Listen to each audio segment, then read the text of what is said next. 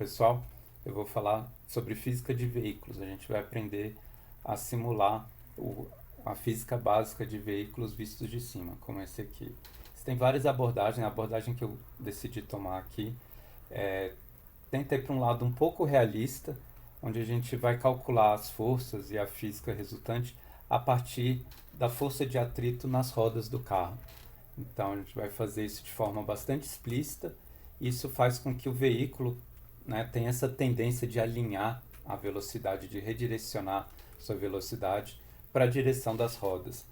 Tá? Isso difere bastante da física do Moonlander e isso é o ponto que eu queria voltar. Tá? Então esse código está pronto aqui, mas vamos desapegar porque eu quero apagar toda a parte relacionada à física e refazer com vocês tudo isso. Tá? Então agora, né, do jeito que tá, eu tenho um espaço, inicializo um espaço, crio o carro como um corpo físico com vários polígonos para né, só para uma questão estética, para criar aquele formato à la Fórmula 1. As rodas são segmentos, cada roda é um corpo separado. Isso também não é necessário, eu poderia criar as rodas como shapes do carro e talvez modificar a orientação das duas rodas da frente, né, na medida que o usuário pede para virar para um lado e para o outro. E agora a gente vai ativar essa função, né, durante cada passo de simulação para, enfim, para mostrar a simulação. Aqui eu coloquei uma opção que eu vou desligar e depois a gente reabilita, que ela evita mostrar as restrições, mas eu quero mostrar por enquanto, só porque isso vai ser útil. Depois eu desabilito para limpar um pouco a renderização do joguinho. Tá? Então quando eu faço isso, o que acontece? Não acontece nada. Eu fico com esse carro parado, eu estou apertando aqui, nada acontece, porque eu desabilitei a interação com usuários, forças, etc. Vamos habilitar uma interação simples, a la Moonlander, ou a la Asteroids, onde eu controlo a força e o ângulo do carro. Então, fiz arrow. Então, o primeiro argumento é o que vai sair das setinhas para o lado, para a esquerda e para a direita. Então, eu vou colocar algo como se fosse uma velocidade angular. E o segundo argumento né, então 60 graus por segundo.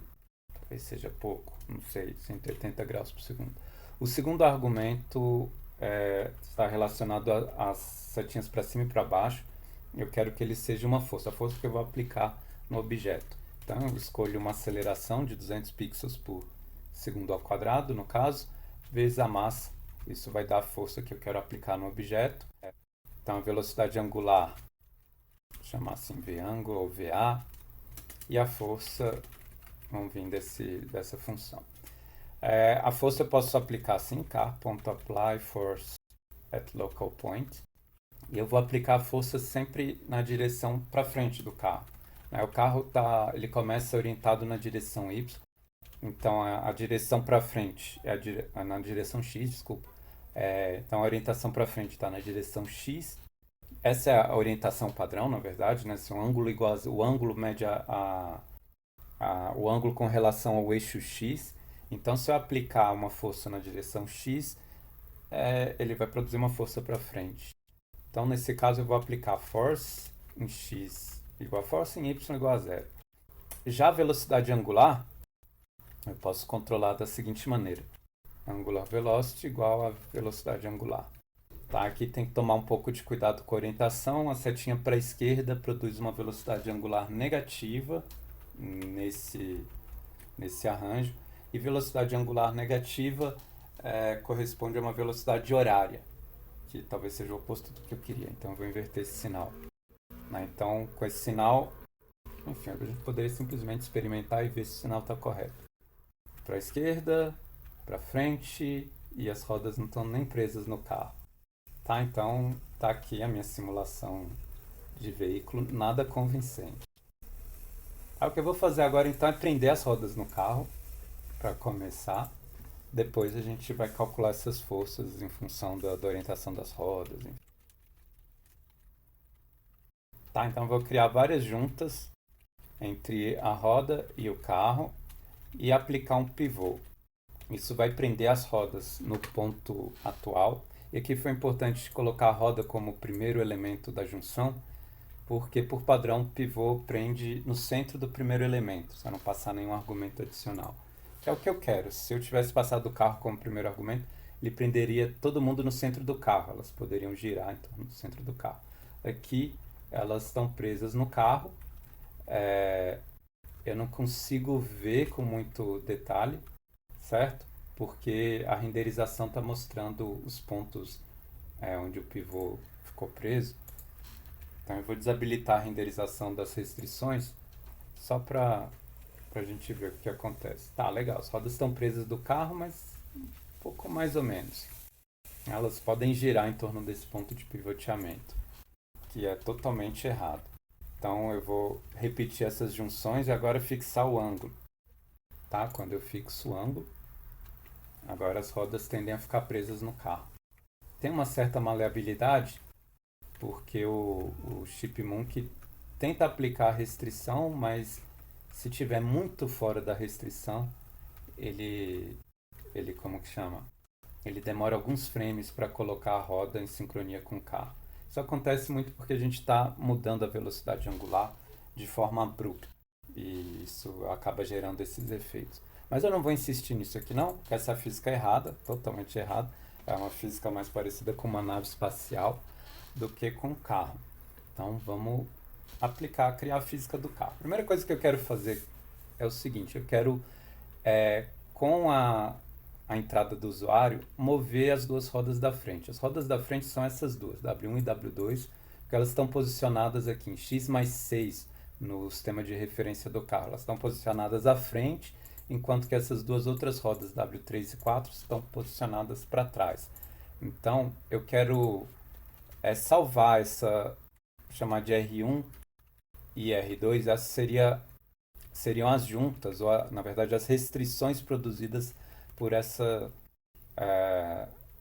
função fixAngle.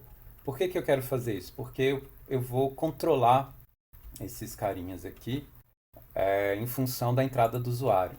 Então, agora eu quero escolher um ângulo de entrada, e não mais uma velocidade angular, certo? E nesse meu ângulo de entrada, eu coloco um ângulo máximo, digamos 45, e eu vou tentar impor esse ângulo como sendo o ângulo que a roda faz com o carro. Ou seja, R1.angle, R2.angle vai ser igual a angle. Tá? Então R1.angle e R2.angle é o ângulo que aquela restrição tenta manter entre o carro e a roda. Tá? Então eu vou apagar essa referência à velocidade angular. E agora eu consigo controlar o ângulo do carro. Tá um pouco estranho, mas enfim, isso funciona razoavelmente bem. Eu posso também controlar um outro parâmetro chamado Max Bias, que ele faz justamente, ele suaviza e dilui ao longo de vários frames a tarefa de fazer aquela restrição ser respeitada. No caso, eu tenho uma restrição de fixar o ângulo. Então, por mais que a gente possa modificar o ângulo abruptamente aqui, o ângulo que eu quero manter entre os dois objetos, eu posso fixar abruptamente, controlando o Max Bias, eu consigo fazer com que ele como que chama? Não faça essa alteração de forma abrupta, ele tenha uma quantidade máxima uma taxa máxima de modificação por frame. Esse fator não tem uma escala muito bem definida, eu tenho que basicamente chutar alguns valores. Então, quanto menor esses valores, mais demora, por exemplo, se eu colocar um valor de meio, mais demora para a roda responder ao comando. Tá? Aqui, por exemplo, está lento demais. Se eu colocar um fator um pouco maior, vamos chutar aqui 2. Tá, isso dá um tempo de resposta. Acho que eu vou colocar algo como 4. Parece bom. 2 vezes mais rápido que aquela situação original. Tá? Parece bom. E agora a minha roda não gira de forma abrupta. O que é bom para a estabilidade da física do carro. Né? Imagina, se você pegar um carro e girar o volante de forma abrupta, né, até a posição onde eu gostaria de de ficar numa curva, é bem capaz de causar um acidente. Mesma coisa aqui. Então o Max Bias garante que, que essa mudança não vai ser tão abrupta, ele limita a taxa de mudança a cada frame. Então vou deixar assim. E agora a gente vai aplicar como que chama? A dinâmica de atrito dessas rodas. Então como que eu faço? Eu vou iterar para cada roda na lista de rodas e aqui a gente precisa calcular a velocidade no sistema de referência local da roda. Tá? Então eu tenho a velocidade, que seria a velocidade que a roda faz com o mundo, né? W.velocity, isso seria a velocidade que a roda tem com o mundo, né? Com relação ao chão. E com isso eu quero decompor em duas componentes. Tá? E aqui eu organizei um diagrama para mostrar. Então imagina que esse vetor B seja a direção para onde a roda está orientada. E aqui seja a velocidade. Numa situação né, de direção normal, a velocidade vai ficar mais ou menos alinhada com a roda. Tá? Esse alinhamento não é necessariamente perfeito, até porque se o usuário virou o volante para algum dos lados, pode ser que a roda de trás esteja nessa direção, a roda da frente nessa, e a velocidade fique em algum lugar aqui no meio do caminho. Tá? Então ela não fica perfeitamente alinhada com nenhuma das duas rodas. Mas enfim, isso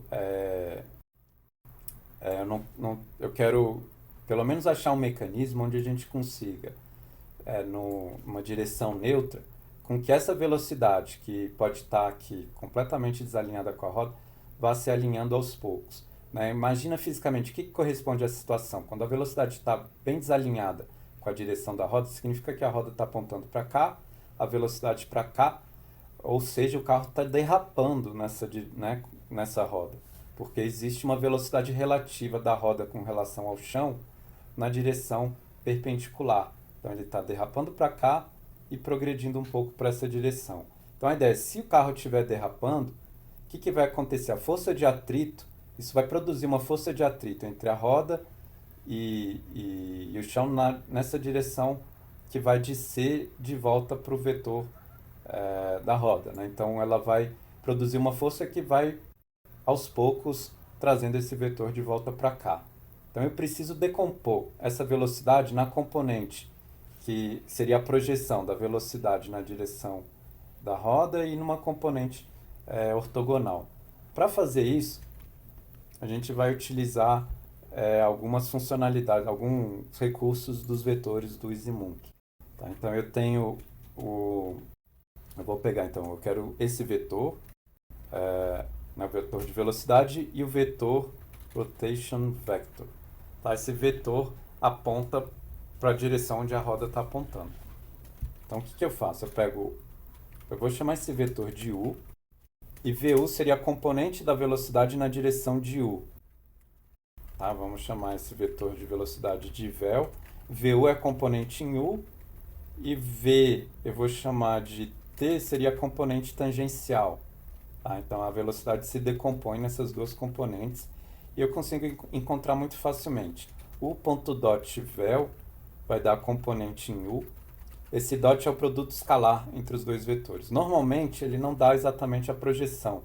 Né? Vamos lembrar, o produto escalar ele fornece o resultado do produto escalar é o tamanho de um vetor vezes o tamanho do outro, vezes o cosseno do ângulo entre eles. Então, se os vetores estiverem alinhados, o produto escalar vai dar simplesmente o produto dos tamanhos dos vetores. Já, se eles estiverem orientados a 90 graus, lembrando que o cosseno de 90 é zero, o produto escalar dá zero. Tá? Então, ele fornece uma noção do produto dos vetores e do alinhamento deles. Agora, o vetor de rotação, esse rotation vector, o vetor U, é um vetor unitário. Ele é definido assim nos corpos do EasyMonkey. Então, o módulo dele é igual a 1, ou seja, o produto escalar vai dar 1, que é o módulo dele, vezes o módulo da velocidade, vezes o cosseno do ângulo entre eles, ou seja, dá o cosseno do ângulo vezes a velocidade. Se a gente olhar nesse desenho, imagina que aqui é a velocidade. E, na verdade, o meu vetor U tem tamanho 1. Eu vou orientar ele aqui no sistema de coordenadas local, onde ele sempre aponta para x, e a velocidade está aqui. Essa projeção é a componente da velocidade na direção de u. Tá? E ela é dada pelo quê? O módulo desse vetor, vamos lembrar de Pitágoras, vezes o cosseno do ângulo entre eles, né? Ou seja, o cateto adjacente. Para pegar a outra componente, eu tenho que fazer a hipotenusa vezes o cateto, não, eu tenho que pegar o cateto oposto, que é a hipotenusa vezes o seno do ângulo. Então, eu vou fazer isso e a operação que calcula o seno seria essa. O cross, que é o produto vetorial entre os dois vetores, vezes a velocidade. Tá? Depois eu vou entrar com mais detalhes, eu vou dedicar uma ou duas aulas só para isso, para essas propriedades de álgebra linear, porque elas são muito importantes, mas eu quero só motivar vocês a ver a importância delas com essa aplicação aqui em particular. Então eu calculei as duas componentes das velocidades e agora a gente precisa aplicar forças nas rodas. Tá? E como que eu calculo essas forças? Eu vou ter uma força devido ao motor que eu não quero aplicar agora, eu quero aplicar só forças tangenciais por enquanto. Então, as minhas forças tangenciais, elas precisam atuar na direção de zerar essa velocidade tangencial, porque é o atrito tentando parar a roda na direção tangencial. Faz sentido isso, né? Então, o que eu vou fazer aqui? Eu vou ter uma força de atrito e vamos lembrar a força de atrito. Qual é a fórmula da força de atrito? É o coeficiente de atrito vezes a normal.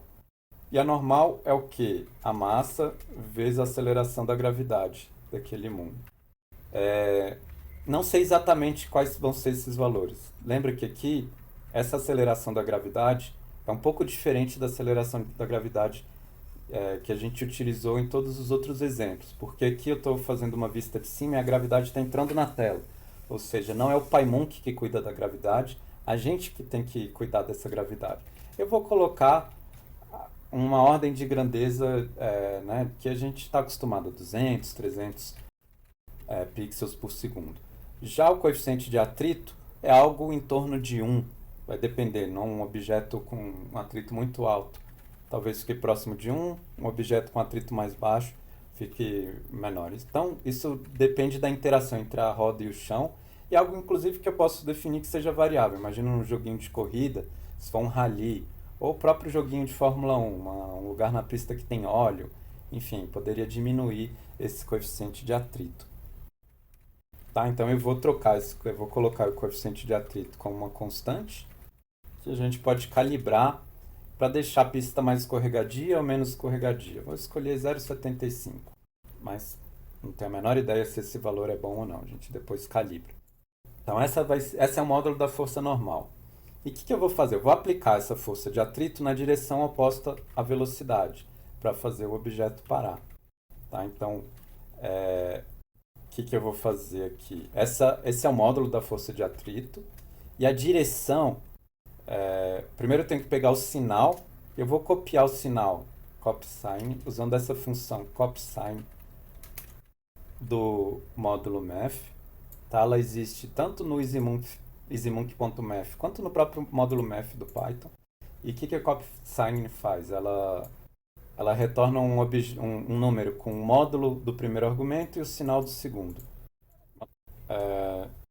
Então a gente tem aqui a nossa força de atrito. Eu vou aplicar essa força de atrito sempre na direção ortogonal do objeto. Então vamos fazer algo bem parecido com esse aqui, mas ao invés de aplicar a força no carro, eu aplico na roda, e ao invés de aplicar na direção para onde a roda está apontando, eu vou aplicar na direção ortogonal, né? O atrito é sempre ortogonal. Vamos ver se dá certo, se eu não troquei nenhum sinal, nem nada do gênero. Aparentemente não. Eu não sei se eu inverti esse sinal, deixa eu fazer assim. Acho que o sinal estava trocado. Ele está extremamente instável e esquisito, tá? Mas está funcionando mais ou menos bem. Está funcionando melhor do que antes. E aqui, desculpa. Aqui porque eu fiz bobagem, né? Eu não tenho que pegar o mesmo sinal da velocidade tangencial, eu tenho que pegar o sinal oposto. A força de atrito atua na direção oposta da velocidade tangencial, né? Porque ela quer se opor à velocidade tangencial, por isso o sinal é de menos. Tem um probleminha aqui que é o seguinte: a força de atrito, vamos lembrar daquela fórmula de novo. força de atrito no segundo grau é μ vezes a normal. É mentira essa fórmula. Esse é o modelo de Coulomb, uma versão idealizada e não necessariamente correta, porque na verdade isso é o valor máximo que a força de atrito pode atingir. Por exemplo, se não tivesse nenhum movimento tangencial, a força de atrito seria zero, não seria μ vezes a normal. Esse é simplesmente o valor máximo que ela pode adquirir. Então a gente precisa considerar isso. Agora é difícil saber qual o valor máximo que eu preciso aplicar, porque o valor máximo aqui, na verdade, o valor que eu quero aplicar é ou no máximo esse FAT, ou o valor que zeraria a velocidade tangencial, né? Ou seja, se eu puder aplicar uma força menor que esse FAT, mas que já zerasse a velocidade tangencial num determinado frame, eu aplicaria esse valor menor. Mas para isso, eu preciso saber a duração de cada frame. Eu vou colocar aqui dt 1 sobre 30, né, que foi a taxa de atualização que eu escolhi para esse jogo. Se eu escolher uma diferente, eu deveria alterar isso. E aqui a gente vai fazer o seguinte: eu quero fazer com que a velocidade da roda seja no máximo igual a zero. Vamos ver isso. Vamos ver se dá certo, né? Então eu vou limitar essa força de atrito não para esse valor, tá? Então a força de atrito não vai ser exatamente esse valor, vai ser no máximo ou menor entre esse valor, no máximo esse valor, ou se quiser eu posso falar que é o menor valor entre a força máxima e a velocidade, o módulo da velocidade dividido pelo tempo. Tá? Por que o módulo dividido pelo tempo? Não, não é exatamente isso. Isso seria a aceleração máxima que eu produziria. Então eu vou tirar essa massa daqui. Opa. Tá, então a aceleração máxima vai ser μ vezes aquela aceleração da gravidade que a gente inventou, ou a velocidade por tempo. Porque depois de um intervalo de dt segundos, né, com essa aceleração, a gente zeraria a velocidade tangencial. Tá? Então isso limita a força de atrito. Ó, o carro parou de chacoalhar parado, ele ainda está chacoalhando quando anda. Tá? E por que isso?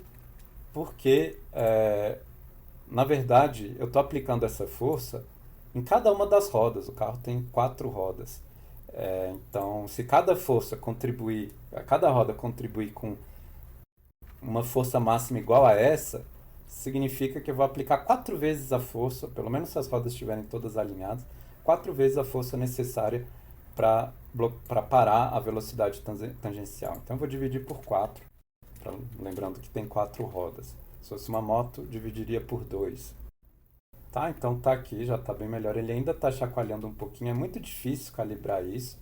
A gente pode, às vezes, ser um pouco mais conservador e colocar uma força máxima ainda menor do que essa que zeraria a velocidade tangencial. Tá? A abordagem que o PyMonk usa, o Chipmunk usa, é pensar não só em termos de força máxima, mas na variação máxima que essa velocidade tangencial pode sofrer por intervalo de tempo.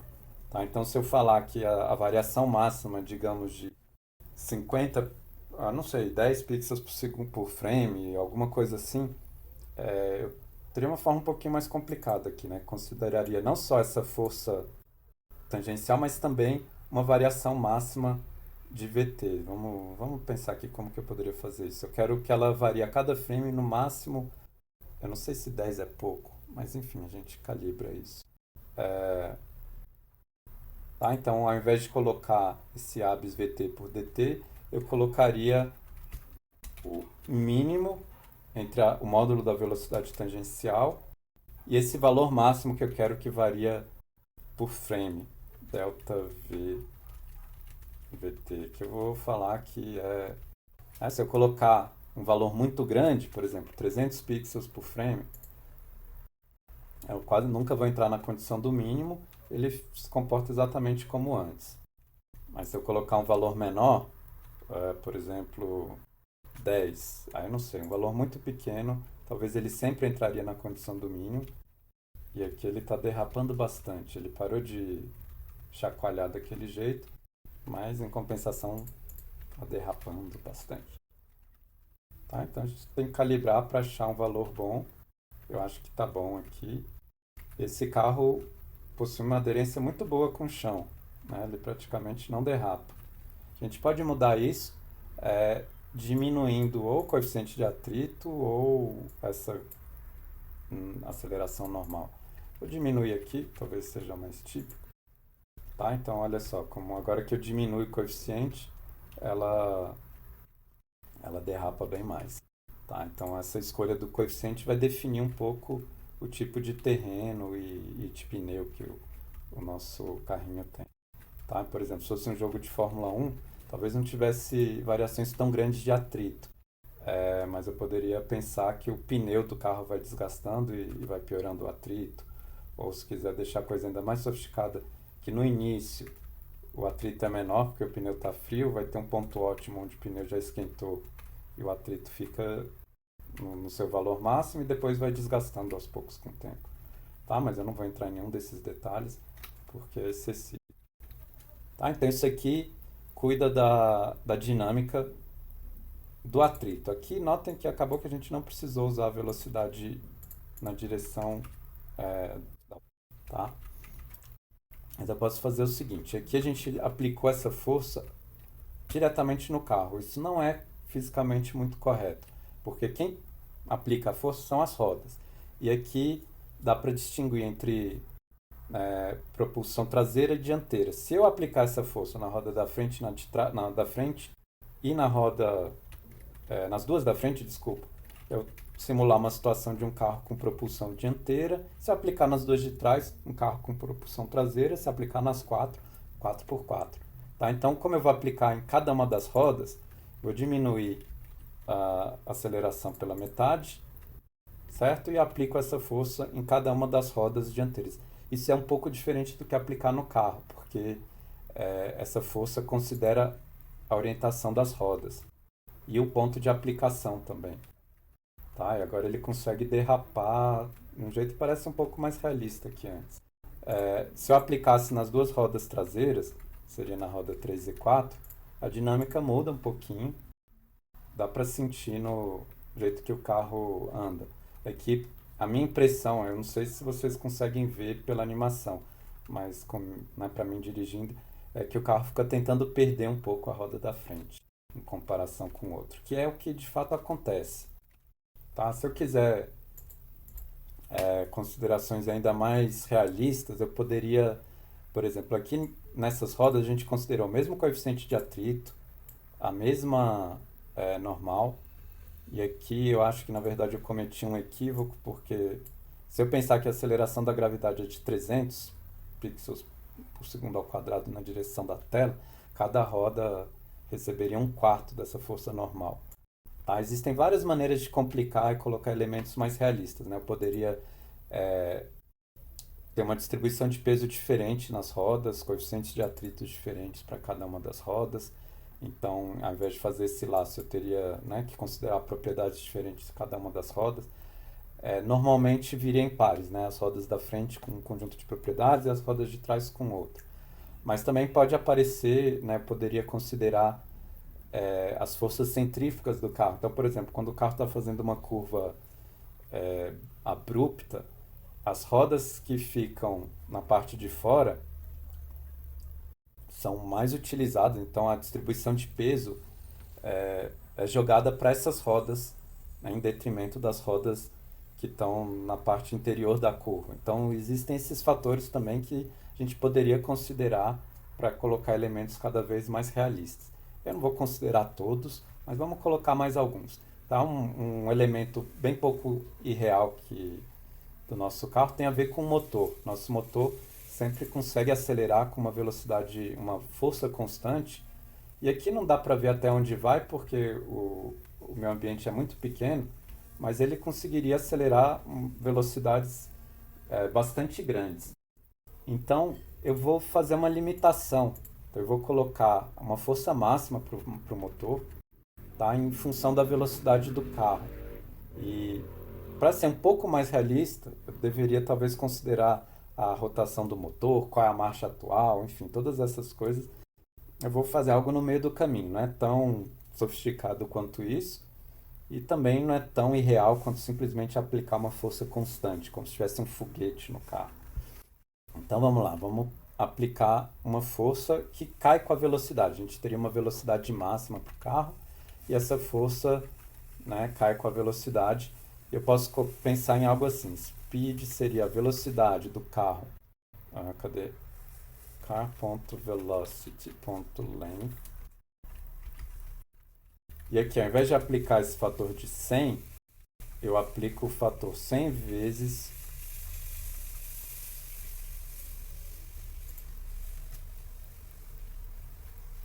o que aconteceu aqui? 100 vezes 1 menos speed dividido por Vmax. Tá? O que isso vai fazer? Quando a velocidade for zero, a aceleração é total, né? Ele consegue transmitir toda a potência do motor. Já quando a velocidade atingir a velocidade máxima, esse fator fica igual a zero e a potência transmitida seria nula, ou seja, ele não consegue passar dessa velocidade. Para garantir que, eu não sei se ele teria muito problema valores negativos aqui, mas a gente também poderia colocar um limitante, né, entre speed e velocidade máxima igual a 1 e 1. Não sei, acho que não é necessário deixar nessa forma mais simples. Tá, agora dá para ver que ele não acelera tão rápido. Para a gente ver melhor, deixa eu colocar uma velocidade menorzinha, velocidade máxima de 100. Tá, e agora ele limita a velocidade do carrinho. Enfim, além disso, também é comum limitar o ângulo de rotação em função da velocidade.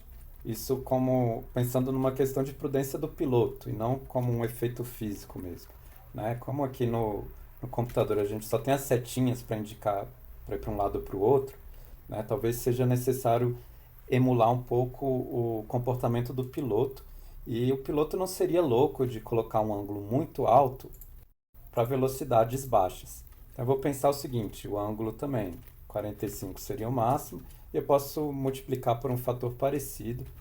Inclusive, se quiser, eu posso até isolar esse fator, R como sendo isso, e vamos pensar que esse R é no mínimo zero. Então, máximo entre esse fator e zero. Tá? Para caso a velocidade, caso ela fique maior do que a velocidade máxima, isso pode acontecer, por exemplo, uma colisão ou alguma outra situação.